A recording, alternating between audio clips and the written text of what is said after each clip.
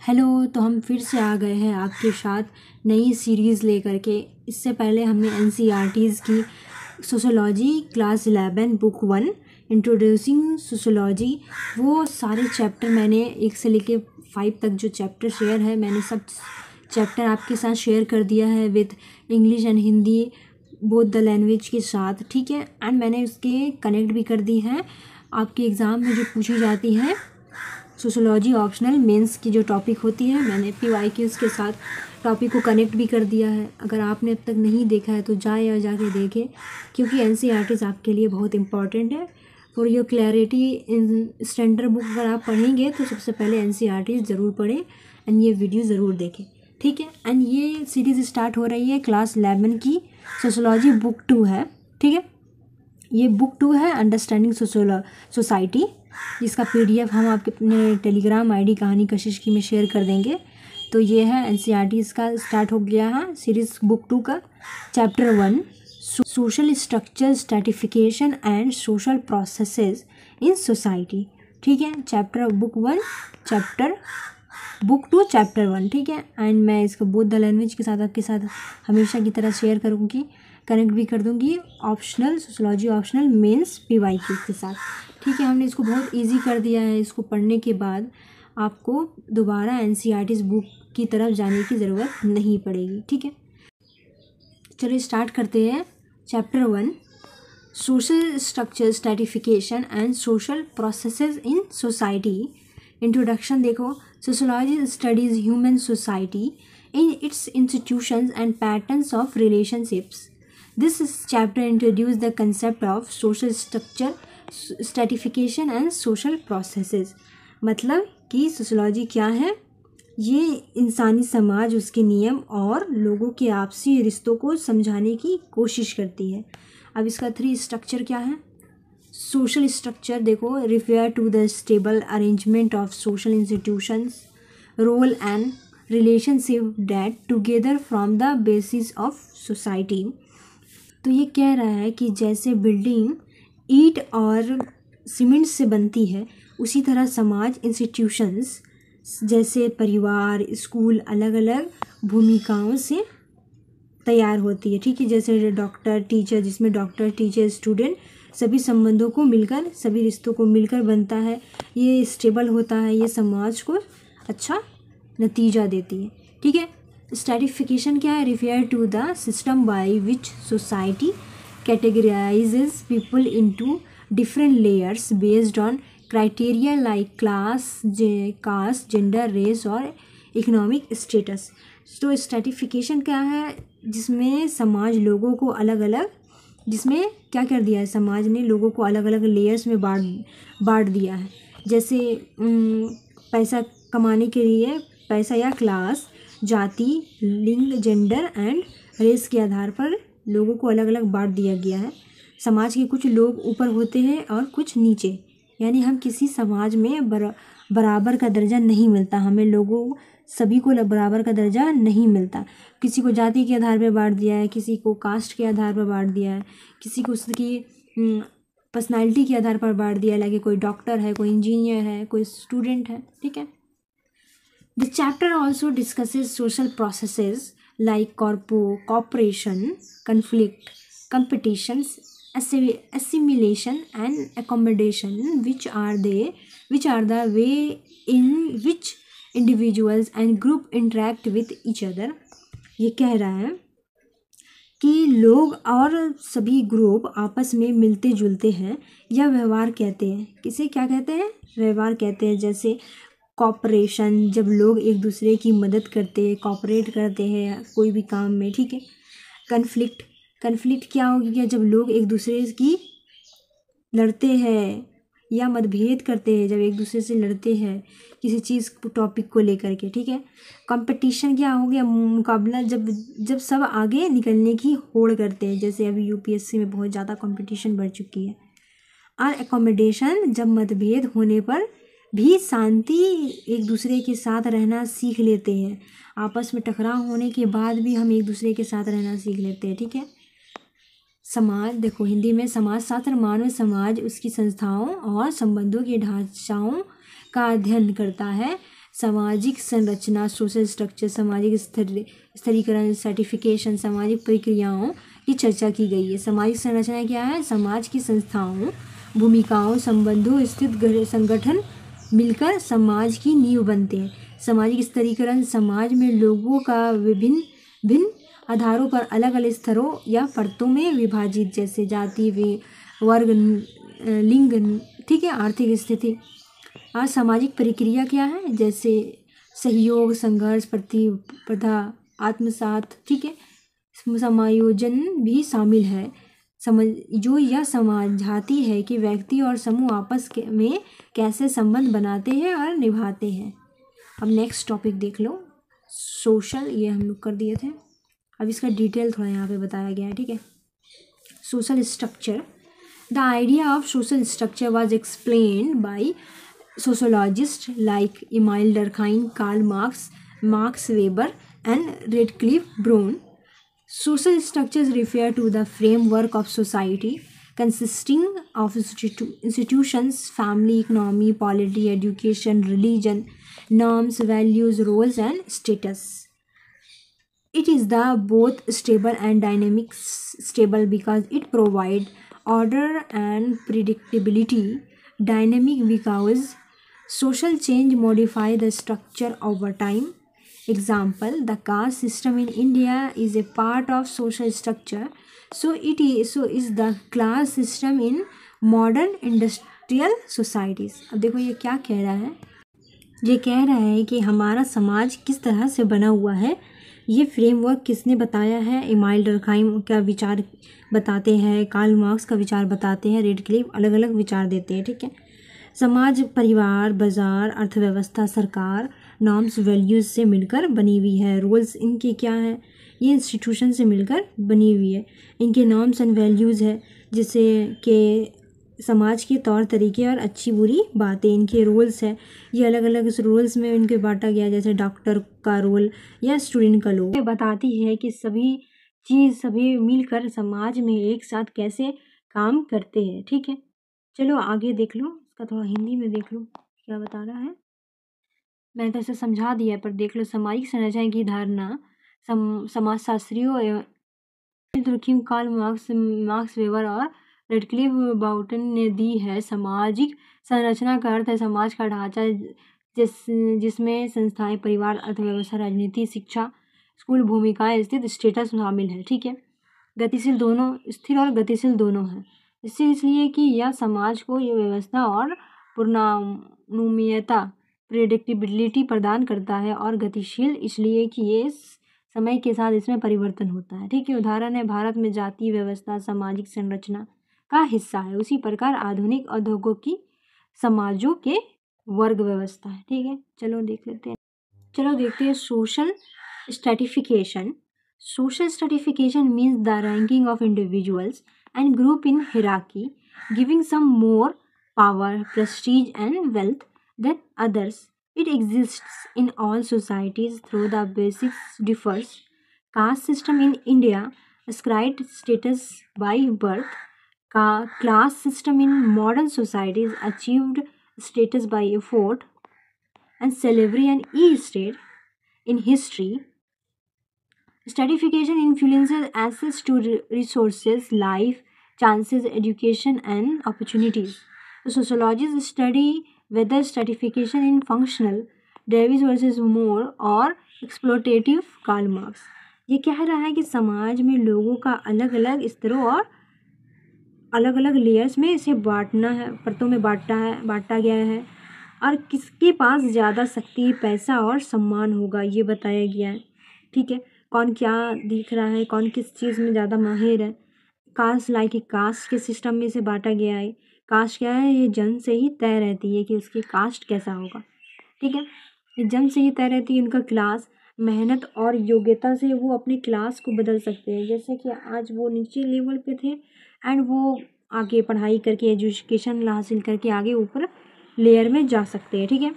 And गुलामी और इस स्टेट में पुराने समाजों में इसे बताया गया है। सो इसे यह तय होता है कि अच्छी शिक्षा, नौकरी और सुविधाएं मिलेंगी। ये क्या तय करता है? सोशल सर्टिफिकेशन की इससे हम कैसी अच्छी शिक्षा, नौकरी और अपने स्तरों को बदल सकते हैं। ठीक है, ये हिंदी में है, आप देख लीजिएगा इसको। ठीक है, एक ही चीज़ है जो हमने अभी बताया। सामाजिक स्तरीकरण समाज में व्यक्ति, समूह, श्रेणियों, हिराकी रूप में क्रमबद्ध होना, जिसमें कुछ लोगों के पास दूसरे से अधिक शक्ति, प्रतिष्ठा और संपत्ति होती है। ठीक है, समाजों में मौजूद इसके अलग अलग आधार हो सकता है, जैसे जाति व्यवस्था, वर्ग व्यवस्था, गुलामी, एस्टेट। ठीक है, लाइफ चेंज, शिक्षा, रोजगार तय पहुँच को प्रभावित करती है। शहरी स्तरीकरण। ठीक है, समाज इस पर बहस करते हैं कि स्तरीकरण फंक्शनल डेविस और मूर के अनुसार शोषणकारी, एक्सप्लोटेटिव कार्ल मार्क्स के अनुसार है। ठीक है, चलो अब देख लेते हैं next. 3 basic forms of stratification. Marks weber क्या कह रहा है? Life changes class related to economic resource, life, wealth, income and property determines access to opportunities such as education, health care, jobs and standard of living. Advantage: those with better life chances enjoy higher living standards and more opportunities for upward mobility. मतलब कहने का ये है कि किसी means कि समाज में हर इंसान एक जैसा नहीं होता। किसी के पास बहुत ज़्यादा होता है, किसी के पास पैसा ज़्यादा होता है, ज़मीन होती है, हर तरह की सुविधा होती है, पर किसी के पास बहुत कम होता है या कुछ भी नहीं होता। ठीक है, जैसे कि ज़िंदगी, किसी इंसान के पास अच्छी ज़िंदगी जीने के मौके कितने हैं, अच्छी पढ़ाई करने का मौका, अच्छी नौकरी पाने का मौका, ठीक है, और अच्छा घर और जीवन बिताने का मौका, इसी को कहते हैं। इनडायरेक्ट वर्ड में देखो कि जिसके पास ज़्यादा पैसा है, अच्छी ज़िंदगी है, उसके पास लाइफ चांसेस ज़्यादा है, और क्या। चलो इसको हिंदी में देख लेते हैं। यह आर्थिक संसाधनों, धन, आय, संपत्ति से जुड़ा है। यह तय करता है कि किसके पास शिक्षा, स्वास्थ्य, रोजगार, बेहतर जीवन स्तर पर तक पहुँच होगी। जिनके पास बेहतर लाइफ चांसेस है वे ऊंचे जीवन स्तर और उन्नति, अपवर्ड मोबिलिटी, अधिक अवसर पाते हैं। ठीक है, चलो अब social status refer to social honour, prestige and respect a person और group receives in society. It is not always linked to wealth. Example, a respected teacher और priest may have high status but low income. Advantage: high status gives recognition, influence in community and symbolic power. मतलब समाज में आपको कितना आदर, कितना इज्जत मिल रहा है, आपका स्टेटस कैसा है। कई बार उसका स्टेटस, उसका सम्मान, उसकी संपत्ति या उसके पैसे पर नहीं निर्भर करता। जैसे कि टीचर, प्रीस्ट, पुजारी, उनका पास उतनी आमदनी नहीं होती पर उनका सम्मान और आदर समाज में बहुत ज़्यादा होता है। ठीक है, इसी को कहते हैं स्टेटस। सोशल स्टेटस समाज में किसी व्यक्ति समूह को मिलने वाला सम्मान, प्रतिष्ठा और सामाजिक मान्यता। यह हमेशा धन से जुड़ा नहीं होता। जैसे सामाजिक शिक्षक, पुजारी की आय कम होती है पर समाज में उनका दर्जा ऊंचा होता है। उच्च प्रतिष्ठा व्यक्ति को सामाजिक मान्यता, समुदाय में प्रभाव और प्रतीकात्मक शक्ति देती है। ठीक है, लाभ होता है इससे। पॉलिटिकल इन्फ्लुएंस क्या है? Refer to the ability to influence decision making, control policies और exercise power through political means, includes position of authority, leaders, bureaucrats, politicians. Advantages: provide capacity to enforce rules, mobilize people and protect one's own interest. तो ये कह रहा है कि मतलब ये कह रहा है कि ऐसी ताकत जो आप राजनीति के जरिए लोगों और फैसलों पर असर डाल सकती है। जैसे कि ऐसी ताकत आमतौर पर उन लोगों के पास होती है जिनको राजनीतिक पोजीशन मिली होती है, जैसे लीडर, पॉलिटिशियन, ब्यूरोक्रेट्स। ठीक है, यह कानून और ये नियम बना सकते हैं, लोगों को एकजुट मतलब एक मोबालाइज कर सकते हैं। ठीक है, अपने या अपने समूह ग्रुप को की रक्षा कर सकते हैं। ठीक है, देखो आगे क्या कह रहा है, ये हिंदी में देख लो। निर्णय लेने की क्षमता, नीतियों पर नियंत्रण, राजनीति साधनों के जरिए शक्ति का उपयोग। ठीक है, प्रशासक नेता, इसमें प्रशासक, नेता, राजनेता जैसी पदवी वाले लोग आते हैं। इसमें नियम लागू करने, जनता को संगठित करने और अपने हितों की रक्षा करने की शक्ति मिलती है। चलो अब नेक्स्ट टॉपिक देख लो क्या है। 2 ways of understanding social process. ठीक है, फंक्शनल अप्रोच क्या है? This approach comes mainly from Emile Durkheim and structural functionalist. They believe that society is like a system where each part has a function. ठीक है, इसको थोड़ा ऊपर कर लेते हैं। Social processes like a cooperation, competition, conflict are seen as mechanisms that maintain order, balance, and stability in society. Like example, competition in exams ensure that the most capable student gets selected, which benefits society. Cooperation in family keeps the household running smoothly. मतलब कि समाज को एक ऐसे system या machine की तरह देखना जिसके हर हिस्से का अपना एक फंक्शन होता है, अपना एक काम होता है। ये विचार कहाँ से आया है? इमाइल डरखाइम और स्ट्रक्चरल फंक्शनलिस्ट से आया है। ठीक है, इसका मेन आइडिया है लाइक समाज के हर हिस्से में, जैसे परिवार, शिक्षा, ठीक है, सरकार का एक बहुत ही इम्पॉर्टेंट काम होता है ये कि ये सारे हिस्से एक साथ मिलकर समाज में बैलेंस और ऑर्डर बनाए रखें। अगर कोई हिस्सा अपना काम नहीं करेगा तो समाज में इंस्टेबिलिटी, ठीक है, असंतुलन आ सकती है। यही कह रही है ये टॉपिक। चलो अब इसको थोड़ा सा देख लेते हैं हिंदी में। मैंने तो इसे समझा दिया है पर देख लो। दृष्टिकोण मुख्य रूप से एमिली डरखाइन और संचारात्मक कार्यकर्तावादियों फंक्शनलिस्ट से जुड़ा है। उनका मानना है कि समाज एक सिस्टम है जिसमें हर हिस्सा एक कार्य करता है। ठीक है, सामाजिक प्रक्रिया जैसे सहयोग, प्रतिस्पर्धा, संघर्ष, समान समाज व्यवस्था, संतुलन और स्थिरता बनाए रखने का साधन माना गया है। उदाहरण, कंपटीशन योग्य छात्र चुने जाते हैं जिससे समाज को फ़ायदा होता है, और परिवार सहयोग में, कॉपरेशन में जीवन आसानी से चलता है। ठीक है, अब क्या है? Conflict approach. This approach is associated with Karl Marx and conflict theorist. They argue that social processes often reflect inequality, power struggles, and exploitation. Conflict is not abnormal but a normal part of society. It brings about social change. Example, workers versus owner in factories lead to labor movement. Movement against caste discrimination lead to reforms in society. ये कह रहा है कि समाज को ऐसा दिखना जहाँ असमानता, इनइक्वालिटी और शक्ति की लड़ाई, मतलब ताकत की लड़ाई और एक्सप्लोटेशन मौजूद होते हैं, ये समाज में होते हैं। और इसका विचार कौन कह रहा है? ये कार्ल मार्क्स से जुड़ा हुआ है। उन्होंने कहा है कि समाज में हमेशा कुछ ग्रुप ऐसे होते हैं जहाँ संघर्ष करते रहते हैं, जैसे मजदूर versus owner and caste movement. मजदूर और मालिक। फैक्ट्री में मालिक ज़्यादा फ़ायदा चाहते हैं, मजदूर अपने अधिकार, अपने वेतन के लिए लड़ते हैं। ठीक है, इसे ही लेबर मूवमेंट शुरू होते हैं। इसे क्या होती है? लेबर मूवमेंट शुरू होती है। अजातीय के खिलाफ आंदोलन, कास्ट मूवमेंट, जब लोग नीचे जाति के लोग भेदभाव के खिलाफ आवाज़ उठाते हैं, ठीक है, तब समाज में रिफॉर्म और बराबरी, इक्वालिटी आती है। यही है इस टॉपिक का मेन पॉइंट। देखो, दृष्टिकोण कार्ल मार्क्स और संघर्षवादी विचारधारा कॉन्फ्लिक्ट थ्योरी से जुड़ा है। इसके अनुसार सामाजिक प्रक्रिया अक्सर असमानता, शक्ति, संघर्ष और शोषण को दिखाती है।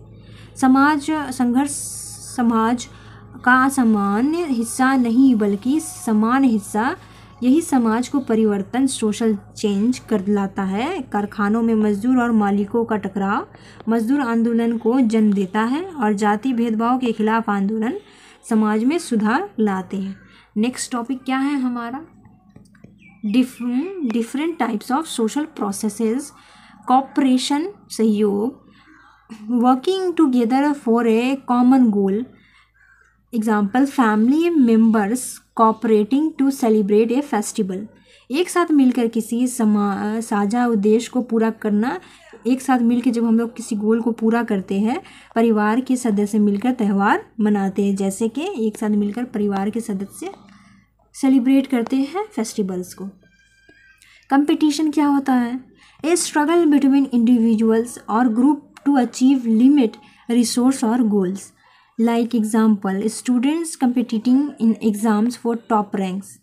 जब लोग या किसी ग्रुप में सभी लोग किसी लक्ष्य को पाने के लिए, किसी पोजीशन को पाने के लिए, उस चीज़ के लिए रैंक होड़ लगाते हैं, तो उसे ही कंपटीशन कहा जाता है। ठीक है, जैसे परीक्षा में अच्छे अंक पाने के लिए, एग्ज़ाम में अच्छी रैंक के लिए कंपटीशन होती है।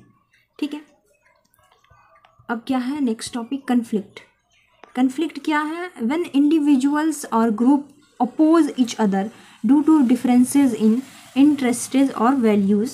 Example, strikes by workers against employers. मतलब कि जब लोग या समूह, ग्रुप आपसी हितों या आपसी मंजूरों या मूल्यों को टकराते हैं। मतलब जब कोई लोग मतलब अपने हित के लिए, अपने अच्छे पोजीशन के लिए, अपने किसी चीज़ को पाने के लिए संघर्ष करते हैं या एक दूसरे से टकराते हैं, तो जैसे कि यह बुरा नहीं होता। ठीक है, समाज में ये बदलाव और सुधार लाता है। जैसे मजदूर की हड़ताल, राजनीतिक दलों की चुनाव में बदलाव, जब जनता आवाज़ उठाती है। ठीक है, तो इसे ही कहते हैं कन्फ्लिक्ट, संघर्ष। जनता आवाज़ उठाती है, क्या उठाती है?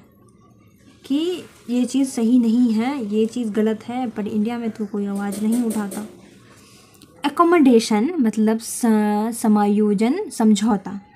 एडजस्टमेंट मेड बाय इंडिविजुअल्स और group to avoid conflict and live peacefully. Example, two communities living in the same area agree on using resource peacefully.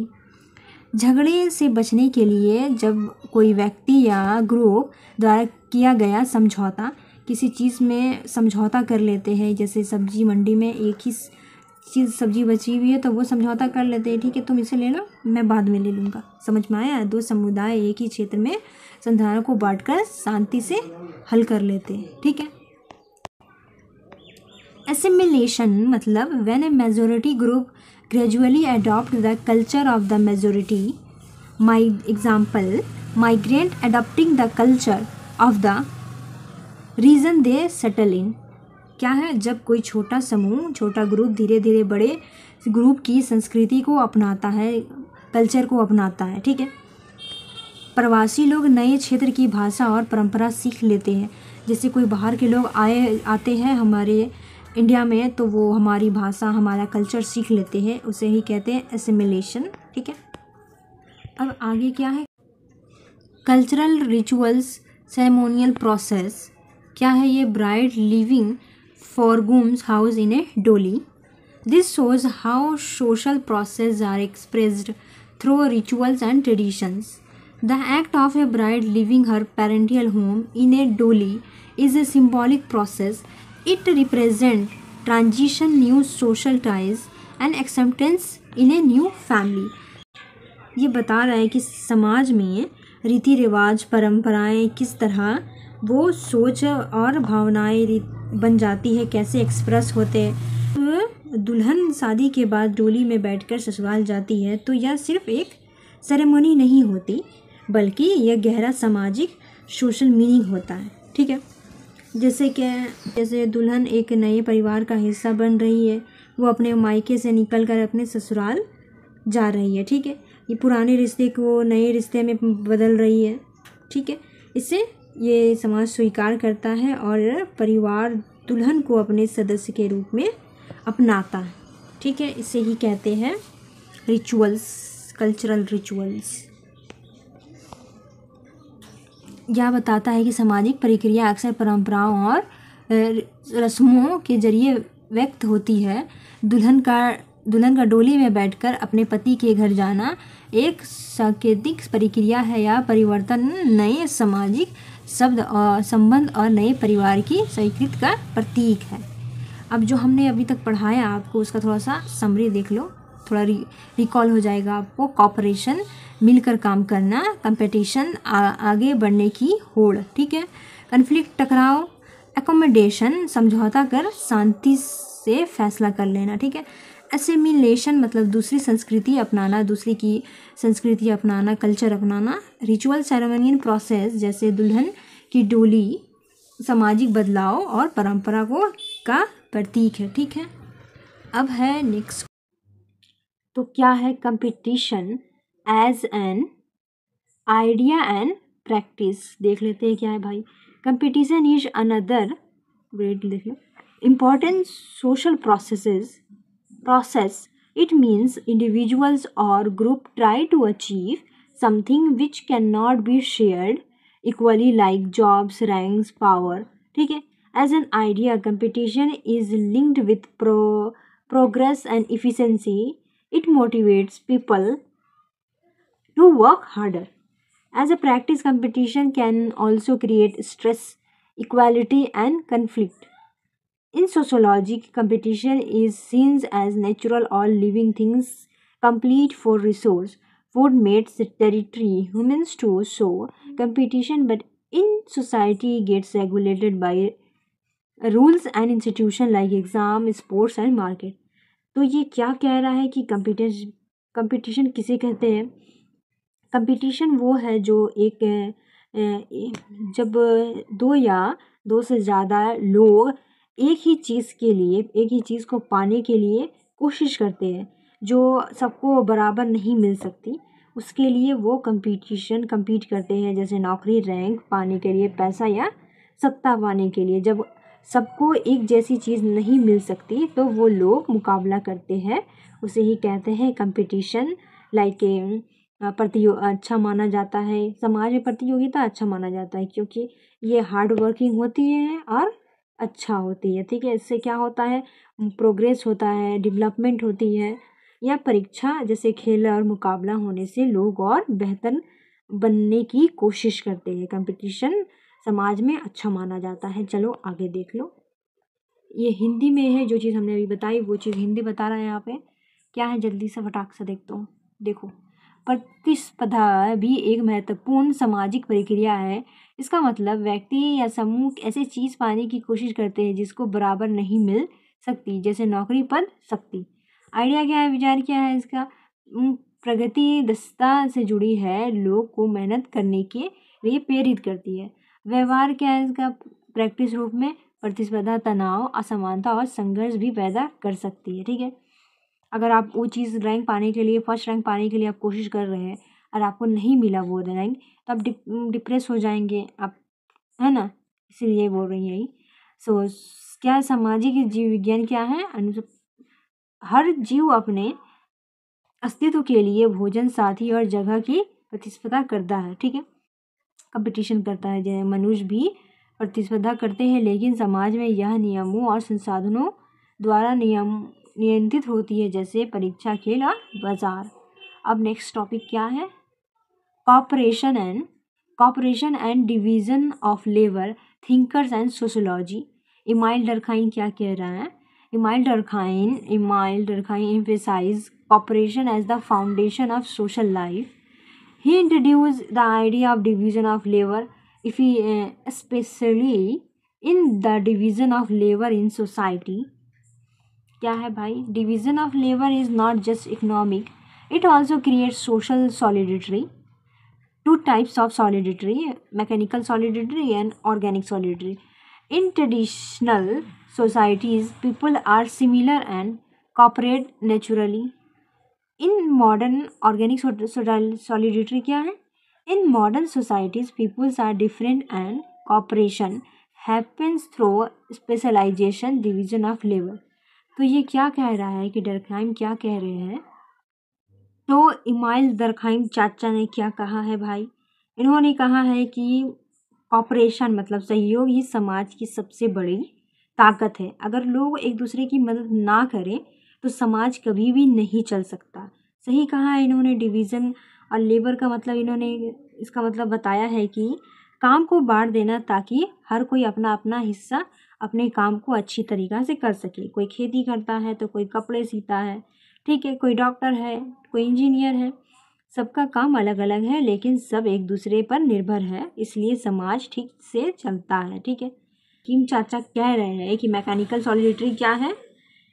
वहाँ पे उस समाज में, पुराने समाज में क्या होता था कि लोग एक दूसरे एक जैसे काम करते थे, एक जैसी सोच रखते थे, इसलिए वह नेचुरल तौर पर एक दूसरे से जुड़े होते थे। जैसे कि क्या गाँव में लोग खेती करते थे, त्यौहार साथ में मनाते थे, एक दूसरे की मदद करते थे, यही क्या कहलाता है, उनका जुड़ाव था, यही उनकी जुड़ाव था। और ऑर्गेनिक सॉलिडरिटी क्या कह रहे हैं बंकिम चाचा जी, आधुनिक समाजों में होती है, क्या होता है भाई, यहाँ लोग अलग अलग काम करते हैं और लेकिन सबका एक दूसरे पर निर्भर होता है, सब एक दूसरे पर निर्भर होते हैं। जैसे कि डॉक्टर इलाज करता है, किसान अनाज उगाता है। ठीक है, सब काम अलग है लेकिन सब एक दूसरे के बिना अधूरे हैं। ठीक है दरकिम चाचा जी, हम समझ गए हैं, अब आगे बढ़ लेते हैं। हिंदी में थोड़ा सा देख लो। दुर्किम ने कहा है, क्या कहा है, सहयोग समाज का आधार है। हाँ ठीक है, कार्य विभाजन ठीक की अवधारणा दी है। क्या है, कार्य विभाजन सिर्फ आर्थिक नहीं बल्कि सामाजिक एकता भी बनाता है। दो प्रकार की है, क्या, यांत्रिक एकता और जैविक सांस्कृतिक एकता। यांत्रिक एकता क्या है, पारंपरिक समाज में लोग समान होते हैं और प्राकृतिक रूप से सहयोग करते हैं, और ऑर्गेनिक सॉलिडरिटी में आधुनिक समाज में लोग अलग अलग काम करते हैं और स्पेशलाइजेशन की जरिए सहयोग करते हैं। ठीक है, ज़रूरत से जुड़े होते हैं। अब देखो क्या है, अब कार्ल मार्क्स दादा आ गए हैं। कार्ल मार्क्स दादा क्या कह रहे हैं भाई, कार्ल मार्क्स दादा कह रहे हैं कि Marx viewed cooperation its terms of production and class relations, division of labor in capitalism, people control resource bourgeois and other work for the proletariat. For Marx, cooperation under capitalism can also mean exploitation. ठीक है, देखो क्या Karl Marx दादा क्या कह रहे हैं। उनका कहना है कि समाज में सहयोग मतलब कॉपरेशन और प्रोडक्शन क्लास रिलेशंस के रूप में जुड़े हैं एक दूसरे से। कैसे, समाज में लोग एक साथ मिलकर काम तो करते हैं लेकिन उनके बीच बराबरी नहीं होती। कैसे नहीं होती है, समाज में दो प्रकार से बांटा गया है, कैपिटलिज्म, बुर्जुआज और प्रोलेटेरिएट। बुर्जुआज एंड प्रोलेटेरिएट क्या है, बुर्जुआज जिनके पास रिसोर्स होते हैं, साधन होते, जैसे फैक्ट्री, मशीनें, ज़मीन, पैसा, ये लोग मालिक कहलाते हैं। ठीक है, बुर्जुआज कहलाते हैं। अब प्रोलेटेरिएट क्या कहलाते हैं, जो लोग मजदूर लेबर करके मालिकों के लिए काम करते हैं, इनके पास साधन नहीं होते। ठीक है, बस मेहनत करने की ताकत होती है, इनके पास कोई साधन उधन नहीं होता। ठीक है, चलो अब हिंदी में फटाक से देख लो, अभी तो हम लोग समझ लिए हिंदी में, पर शुद्ध हिंदी में देख लो। मार्क्स सहयोग, उत्पादन और वर्ग संबंधों के दृष्टिकोण से देखा, क्या देखा, पूंजीवादी समाज में कार्य विभाजन, कुछ लोग संसाधनों पर नियंत्रण रखते हैं जैसे बुर्जुआ, कुछ लोग उसके लिए काम करते हैं, प्रोलेटेरिएट। मार्क्स के अनुसार पूंजीवादी समाज में सहयोग का मतलब शोषण भी हो सकता है। ठीक है, अब यहाँ जो थिंकर अभी हम लोग पढ़े हैं उसके थिंकर के बारे में थोड़ा सा देख लो। Thinker related to competition. ठीक है, क्या है, एडम स्मिथ का क्या कहना है भाई, competition is natural in market and promotes efficiency invisible hand guide society. क्या कह रहा है, बाजार में कंपटीशन जो है, प्रतिस्पर्धा स्वाभाविक है।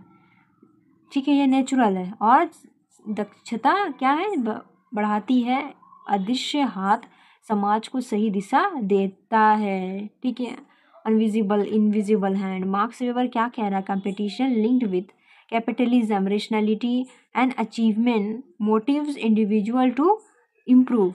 तो पूंजीवादी और तर्कसंगतता के जुड़ी प्रतिस्पर्धा व्यक्तियों को बेहतर बनाने के लिए प्रेरित करती है। कार्ल मार्क्स दादा क्या कह रहे हैं, competition under capitalism lead to exploitation and class struggle. पूंजीवादी समाज में प्रतिस्पर्धा शोषण और वर्ग से संघर्ष को जन्म देती है। चलो अब देखते हैं नेक्स्ट टॉपिक क्या है। चलो नेक्स्ट टॉपिक क्या है भाई, अंडरलाइंग अजम्पशंस ऑफ कैपिटलिज्म। पहला है, individuals are rational and self interested, trying to maximize personal gains. दो है resource and opportunities are limited, so competition is natural. 3 number social order emerge from market mechanisms, the best succeed. 4 number competition encourages innovation, efficiency and productivity. 5 number क्या inequality is considered natural as a result of different ability and efforts. तो ये कह रहा है कि पूंजीवादी capitalism कुछ खास मान्यताओं यानी बिलीफ पर टिका हुआ है, कुछ खास बिलीफ पर टिका हुआ है। जैसे आजकल के इंसान समझदार और स्वार्थी हो गए हैं, अपने बारे में सोचने वाले हो गए हैं। ये बात तो सरासर सही है। पूंजीवाद क्या है? कैपिटलिज्म सोच मानती है कि हर इंसान रेशनल होता है, जैसे वह अपने फ़ायदे के लिए फ़ैसले लेता है। मुझे क्या सोच रखता है वो, मुझे ज़्यादा कैसे मिलेगा, है कि नहीं? सही बात है ना। जैसे ज़्यादा पैसा, ऊंचा पद, हाई पोजीशन है, हर दुकानदार हमेशा वही चीज़ बेचेगा जिससे उसे ज़्यादा मुनाफा मिले। तो यही है इसके मायने।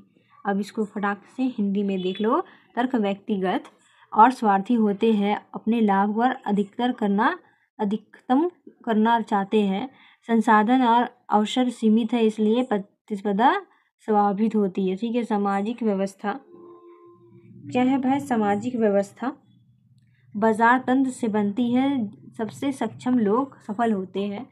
सीखे प्रतिस्पर्धा सदाचार, संस्था, दक्षता और उत्पादकता बढ़ाती है। तो असमानता को प्राकृतिक माना जाता है, क्योंकि लोग क्या है, क्षमताओं और मेहनत के भिन्न होते हैं। ठीक है। चलो नेक्स्ट में चलो। क्या है दूसरा, क्या पूछ रहा है भाई? इसको थोड़ा बड़ा कर लेते हैं कि सोशोलॉजिकल कंसेप्ट क्या है? अल्टरिज्म, परहित, helping other without expecting anything in return, promotes cooperation and social bond. तो ये क्या कह रहा है? दूसरों की मदद करना बिना किसी लाभ के, बिना किसी फायदे के, उम्मीद के, सहयोग और सामाजिक संबंधों को मजबूत करता है। ये समाज के रिश्तों को मजबूत बनाता है। Donating to the poor, helping strangers, गरीबों को दान देना और अजनबियों की मदद करना, ये कहलाता है अल्टरिज्म। ठीक है। एलिनेशन क्या कहलाता है? अब देखो, एलिनेशन क्या है? विच्छेद, अलगाव, फीलिंग ऑफ सेपरेशन, पावरलेसनेस और डिसकनेक्शन फ्रॉम सोसाइटी और work. Marx linked it to capitalism से जोड़ रहा है मार्क्स इसको। समाज या काम से अलगाव, मगर अलग महसूस करना, असहाय महसूस करना, मतलब वो हम उस चीज़ से जुड़े हुए नहीं हैं, हम सबसे अलग है। अनुभव, मार्क्स ने इसे पूंजीवाद से जोड़ा है। वो अपने आप को अकेला एक तरह से महसूस करता है, उसे ही कहते हैं एलिनेशन। ठीक है। एनोमी क्या है? State of normalness where social rules break down, people feel confused और डिसकनेक्टेड। नियमों की कमी या सामाजिक नियमों का टूटना, लोग भ्रमित और अलग महसूस करते हैं। ये कह रहा है कि जब लोग वैल्यू और कंट्रोल कमज़ोर हो जाता है लोगों के बीच, तो लोगों को समझ नहीं आता क्या गलत है और क्या सही। इसे ही एनोमी कहते हैं। एंड दुर्खिम चाचा क्या कह रहे हैं कि arising during rapid social change. क्या कह रहे हैं? इनका मतलब समाज बहुत तेज़ी से बदल रही है। सही बात है। बेरोजगारी बढ़ रही है, संकट बढ़ रहा है, पुराने नियम कमज़ोर हो रहे हैं, नए नियम बने नहीं हैं या हमें समझ में नहीं आ रहे हैं। ठीक है। तो दुर्खिम चाचा ने सही कहा है एकदम बात। कैपिटलिज्म देख लो। कैपिटलिज्म क्या है? Economic system based on private ownership, profit and competition, motivates innovation but may create inequality. निजी स्वामित्व, लाभ और प्रतिस्पर्धा पर आधारित आर्थिक व्यवस्था नवाचार को बढ़ावा देती है, लेकिन असमानता भी पैदा करती है। तो ये कैपिटलिज्म क्या कह रहा है? क्या बोल रहा है? इकोनॉमिक सिस्टम ये प्राइवेट ओनरशिप है। क्या चीज़ों पर सरकार नहीं बल्कि कंपनियों का अधिकार होता है। ठीक है। जैसे फैक्ट्री, ज़मीन एंड मशीनों पर। और प्रॉफिट क्या है? हर इंसान या कंपनी का मकसद क्या होता है? सिर्फ पैसा कमाना। ठीक है। एक कंपनी सस्ता बनाकर महंगा बेचती है। ठीक है। कोई कंपनी एंड कंपटीशन क्या है भाई, हर कंपनी या लोग एक दूसरे से आगे बढ़ने की कोशिश करते हैं, ठीक है। एंड जैसे मोबाइल कंपनियां एक दूसरे से मुकाबला हमेशा करते रहती है भाई। एंड मोटिव्स क्या है, इनोवेशन क्या है भाई, आगे बढ़ने और ज़्यादा मुनाफा कमाने की, ज़्यादा फायदा कमाने की कोशिश, ठीक है। जिससे क्या होता है, सबको बराबर मौका नहीं मिल पाता, सबको बराबर मौका नहीं मिल पाती है। अब देख लो भाई, इसे थोड़ा हिंदी में देख लो, उसके बाद नीचे जाएंगे। निजी स्वामित्व लाभ, ये तो देख लिए थे ना। चलो, division of labour. Division of labour क्या है, specialisation of task among individuals और groups promotes efficiency and social solidity. क्या है, समाज में अलग अलग लोग या समूह अलग कार्य करते हैं, सब लोग अलग अलग काम करते हैं, सबको अलग अलग कार्य समाज में दे दिया गया है। दक्षता और सामाजिक एकता बढ़ाता है, जिससे क्या बढ़ाता है, ये सामाजिक एकता को बढ़ाता है। जैसे क्या है, मैकेनिकल सॉलिडरी अभी हम लोग पढ़े थे। Traditional societies people similar cooperate naturally. और ऑर्गेनिक सॉलिडरी क्या है, modern society people specialise cooperate through roles, ठीक है। पारंपरिक समाज लोग समान और स्वाभाविक सहयोग, आधुनिक समाज लोग विशेष भूमिकाएं के माध्यम के सहयोग। तो इसे अभी हम लोग तुरंत थोड़ा देर पहले पढ़ के आ रहे हैं कि जब समाज में अलग अलग लोग या अलग अलग कामों में स्पेशलाइज्ड हो जाते हैं, ठीक है, तो ताकि काम ज़्यादा असरदार हो सके एंड तरीके से हो सके, ठीक है, इसे ही कहते हैं। लेकिन चाचा ने अभी हम लोग पढ़े थे ना, कहा था, और मैकेनिकल सॉलिडरिटी मतलब पुराने या पारंपरिक समाजों में पाई जाती थी, जैसे काम करते थे और खेती पूजा परंपरा, ठीक है।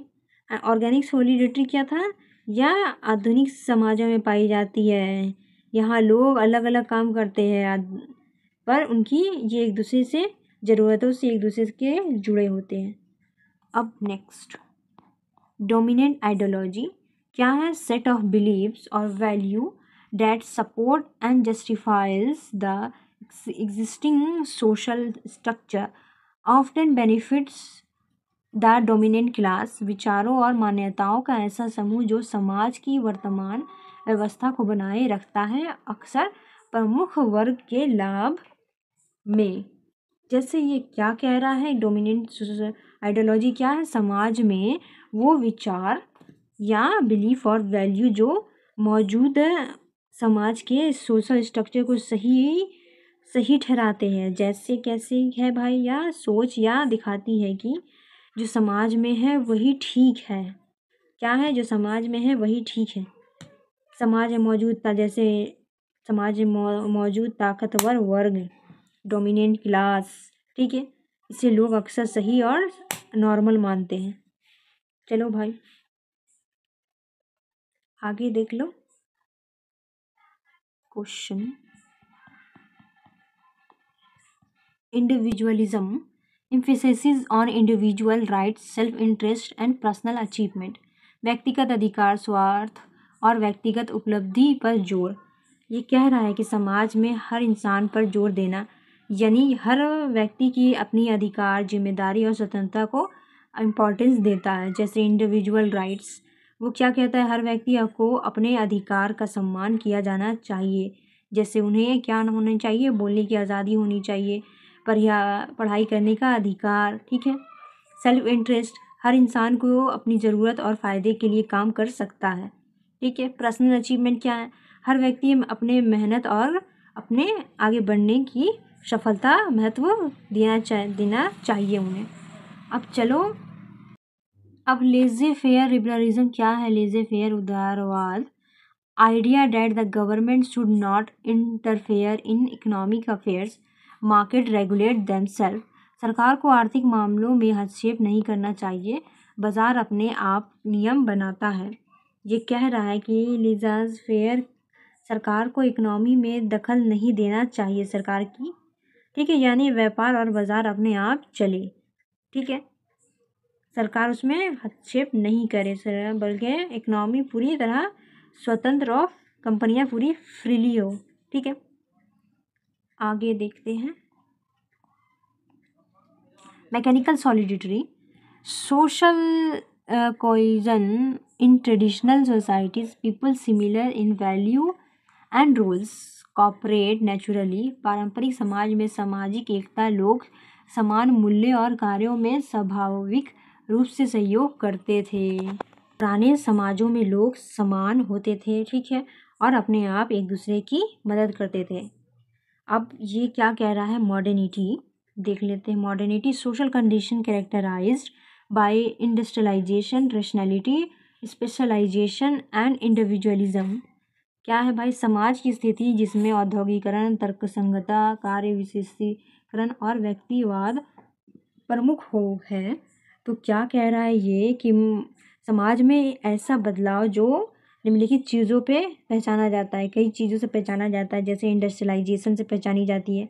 समाज में बड़े स्तर पर फैक्ट्री और मशीन का इस्तेमाल, लोग हाथ से काम नहीं बल्कि मशीनों से काम करने लगे हैं। रैशनैलिटी, क्या है रैशनैलिटी, लोग सिर्फ परंपरा या भावना के आधार पर नहीं बल्कि अपने योजना के आधार पर निर्णय लेते हैं, अपने फैसले लेते हैं। ठीक है, स्पेशलाइजेशन क्या है, लोग अपने काम को स्पेशलाइज बन जाते, कैसे स्पेशलिस्ट हो जाते हैं, उसमें काफ़ी इंफॉर्मेशन इकट्ठा हो जाती है उनकी, काफ़ी उनको इन्फॉर्मेशन हो जाता है उस चीज़ के लिए। ठीक है, जैसे हर इंसान अलग काम करता है, एक दूसरे के पर निर्भर रहता है। इंडिविजुअलिज्म है, समाज में हर इंसान पर जोर दिया जाता है, हर इंसान अपने अधिकार स्वतंत्रता को महत्व देता है। नेक्स्ट टॉपिक भाई, चलो फटाक से, क्या के टाइम बहुत निकल चुका है। ऑर्गेनिक सॉलिडिटी, इसको थोड़ा सा आज छोटी कर लो। क्या है organic solidarity, social cohesion in modern societies, people specialize in different roles, interdependence. आधुनिक समाज में सामाजिक एकता, लोग विभिन्न कार्यों में निषेध और आपस में निर्भर होते थे। ठीक है, तो ऑर्गेनिक सॉलिडिटी क्या है, मतलब आधुनिक समाज में, मॉडर्न सोसाइटी में लोग अलग अलग काम करते हैं पर सब एक दूसरे से जुड़े रहते हैं, यही समाज में एकता बनाए रखती है। ठीक है, social constraint, society imposes norms, rules and expectations that limit individual. समाज द्वारा बनाए गए नियम और अपेक्षाएं जो व्यक्ति के व्यवहार को सीमित करती है। मतलब समाज के नियम और उम्मीदें जो हमारे व्यवहार को सही दिशा में सीमित करती है। कैसे करती है, जैसे ये या करना ठीक है या करना गलत है, और इसी तरह से इंसान को अपने कामकाज में के अनुसार ढालता है, सही और गलत बताता है। देखो, स्ट्रक्चर्स, सामाजिक संरचनाएं, enduring patterns of social relationships, roles and institutions that organize society। समाज में स्थायी सामाजिक संबंधों, भूमिकाओं और संस्थाओं को पैटर्न जो समाज को व्यवस्थित करता है। क्या है, मतलब ये क्या कह रहा है कि समाज में लंबे समय तक बने रहने वाले ऐसे तरीके जिसमें लोग एक दूसरे से, पड़ाका फूट रहा, एक दूसरे से जुड़े रहते हैं, जैसे रिलेशनशिप्स, रोल्स, इंस्टीट्यूशंस। ठीक है, चलो आगे देखते हैं। जो हम लोगों ने अभी डिटेल में देखा ना, उसका छोटा सा समरी है ये। ठीक है, altruism, helping others without expectation, alienation, feeling of separation from work और society, anomie, normlessness, social confusion. ठीक है, अभी हम लोगों ने इसको डिटेल में कवर कर लिया है। Capitalism, private ownership, profit competition, division of labour, specialisation of task, dominant ideology, believe supporting exciting order, ठीक है, existing order, individualism, focus on individual rights, laissez faire liberalism, minimal government interference and mechanical solidity, मतलब traditional similar people. ठीक है, modernity, industrialisation, rationality, individualism, organic solidity, interdependent specialise role, social constraint, limit on individual behaviour. तो हम लोग ने इससे पीछे अभी, तो हम लोग ने अब तक जितना भी पढ़ा है उसका मैंने ये आपको डायग्राम लास्ट मिनट रिवीजन के लिए दे दी हूँ। क्योंकि रिवीजन हम नहीं कर पाते हैं, ठीक है। देख लो, और श्योर मैं आपको बता रही हूँ, जो कंटेंट मैं आपके साथ शेयर कर रही हूँ ना, वो पेड कोर्स में भी आपके साथ शेयर नहीं किया जाएगा। हाँ, जो मैं आपको फ्री में बता रही हूँ। अंडरस्टैंडिंग सोसाइटी, काफ़ी समय लगता है इसको बनाने में, एंड आप लोग इसी तरह पार कर देते हैं, क्या कहें। सोशल प्रोसेस इन सोसाइटी, हम लोग पढ़े हैं इसको डिटेल में, ये सिर्फ रिवीजन के लिए शॉर्ट नोट्स है, ठीक है। कॉपरेशन, ठीक है, promotes social harmony and solidity. Examples, related concept, altruism, organic solidity. Specialised role क्या है, conflict arises from the differing interest और गोल, ठीक है, can lead to the intentions of social change.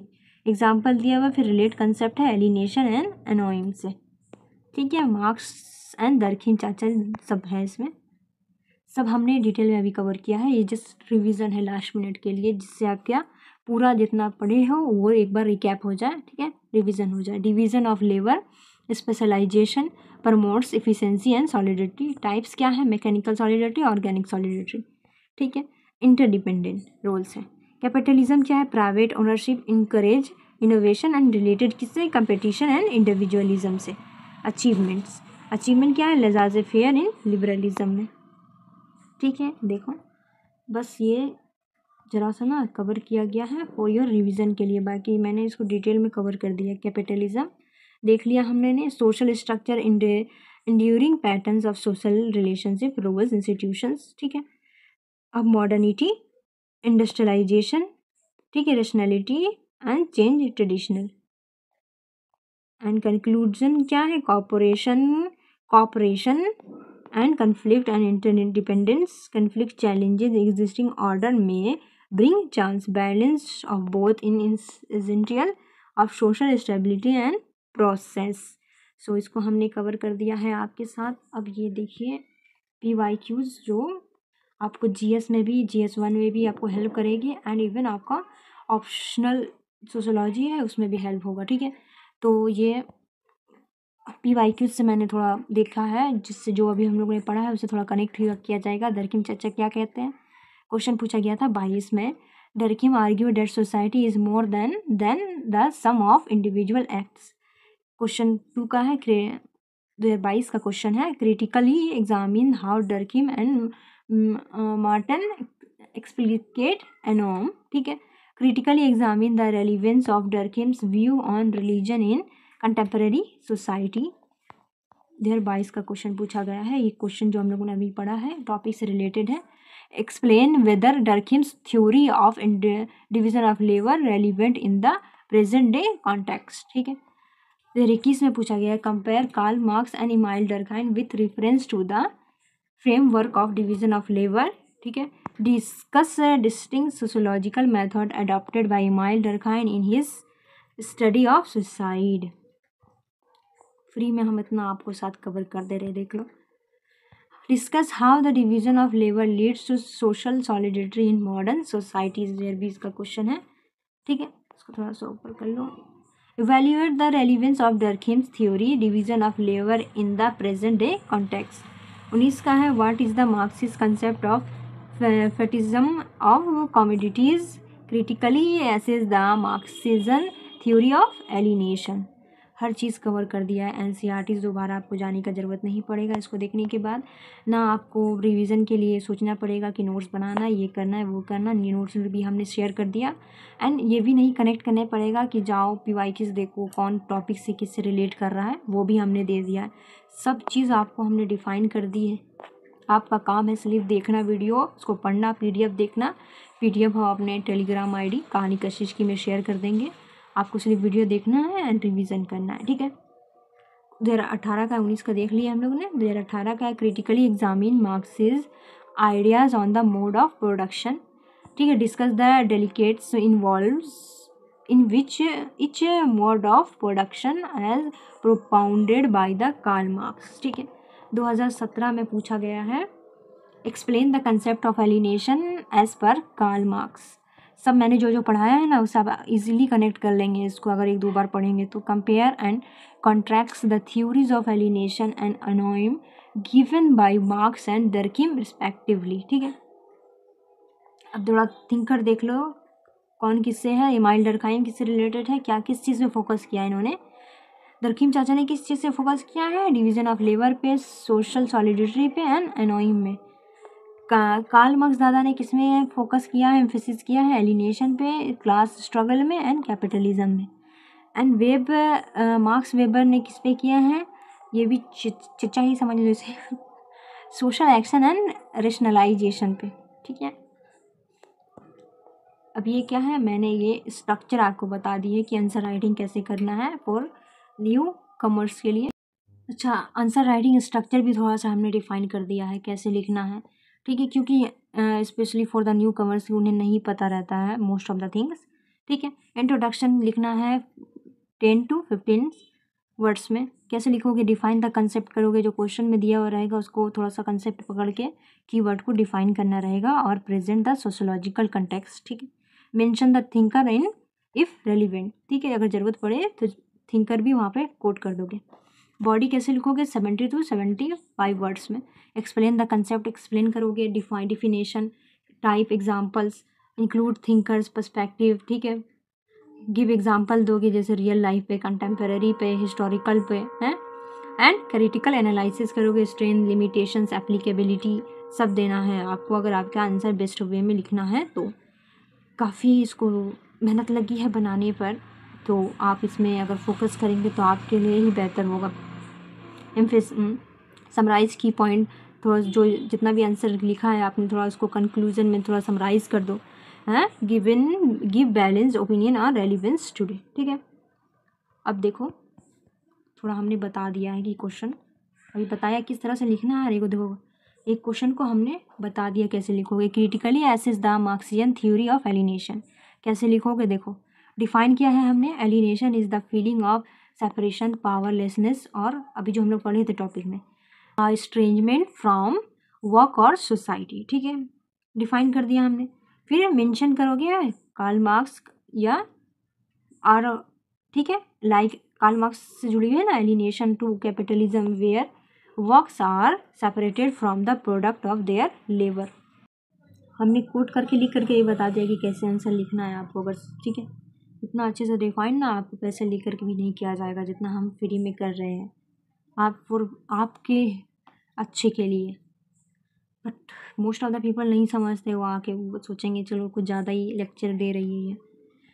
क्या कर सकते हैं, एक्सप्लेन 4 टाइप्स ऑफ एलिनेशन, कैसे करोगे। Alienation from the product of labour, alienation from the act of production, alienation from fellow workers, alienation from human potential self, ठीक है। Example दोगे, factory workers producing good they don't control, ठीक है। और कैसे दोगे, gig economy workers feeling isolated and overworked, ठीक है। क्रिटिकल एनालिसिस करोगे थोड़ा, strength explain exploitation under capitalism, limitations क्या है, डजेंट फुल्ली कंसाइडर साइकोलॉजिकल एडप्शंस और इनफॉर्मल इकोनॉमिक्स। फिर इसको करोगे कंक्लूजन, थोड़ा बीच में डायग्राम भी बना सकते हो तुम कंक्लूज करके, ठीक है। Alienation is still relevant today in corporate and individual context, ठीक है। चलो अब एक दो को देख लो जो तो तुम्हारा क्लैरिटी हो जाएगा, तुम अच्छे से समझ जाओगे। पता है टाइम थोड़ा लगेगा पर अच्छी चीज़ में तो वक्त लगता ही है। Explain the concept of division of labour according to Durkheim and its relevance today. क्या करोगे, डिफाइन करोगे पहले डिवीजन ऑफ, कीवर्ड को पकड़ करके, division of labour, specialisation of task in society to increase efficiency and interdependence. फिर Durkheim लिखोगे, it promotes social solidity, थोड़ा डर्कीम चाचा का भी कोट कर दोगे यहाँ पे। बॉडी क्या करोगे, type of solidity, mechanical solidity, organic solidity, अभी जो हम लोग ने पढ़ा था, ठीक है। एग्जांपल दोगे, traditional village, modern societies, critical analysis कर दोगे थोड़ा सा, ठीक है। फिर कंक्लूड कर दोगे इसके, ठीक है। चलो एंड ये डायग्राम इसी तरह से आप अपना बीच में आंसर ये बना सकते हैं। मैंने तो ये पूरे जितना टॉपिक अब तक पढ़ाया है, जितना टॉपिक अभी तक हमने पढ़ाया है वो सब आपको इसमें रिलेट करके दी हूँ फॉर योर, जस्ट इसको 1-2 बार देख लोगे तो वो आपके माइंड में डूब जाएगा कौन कौन से वर्ड दी हुई है इसमें एंड क्या कह रहा है ये, ठीक है। सो बहुत मेहनत लगी है इसे बनाने में, सो प्लीज़ अपना फोकस दें फॉर अपने अच्छे के लिए, ठीक है। एंड इसका मैंने PDF शेयर कर दूँगी, एंड इससे पहले मैंने बुक 1 क्लास 11 की 5 चैप्टर सब शेयर कर दी है अपने YouTube channel make me IAS में, एंड PDF मैंने शेयर कर दी है टेलीग्राम ID कहानी कशिश में। तो best of luck for your exam. Thank you, bye bye.